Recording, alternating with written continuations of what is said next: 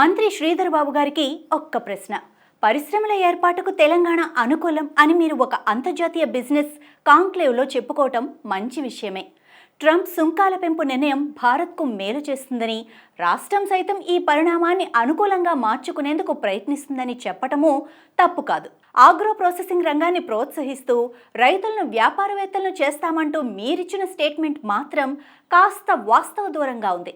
తెలంగాణలో ఇటీవలే 2 రోజుల వ్యవధిలో 7 రైతులు ఆత్మహత్య చేసుకున్నారు. ఒక్క 2024లోనే చూస్తే 376 మంది రైతులు తీవ్ర ఆర్థిక ఇబ్బందులు ఎదుర్కొంటూ ప్రాణాలు తీసుకున్నారు. దీని గురించి మీ కాంగ్రెస్ ప్రభుత్వం ఏమైనా చర్యలు తీసుకుందా? ఏ కారణాలతో రైతులు ఆత్మహత్యలకు పాల్పడుతున్నారో అధ్యయనం చేశారా? రైతు ప్రకటన అంటూ అట్టహాసంగా కాంగ్రెస్ రైతులకు ఇచ్చిన ఏ ఒక్క హామీనైనా నెరవేర్చిందా?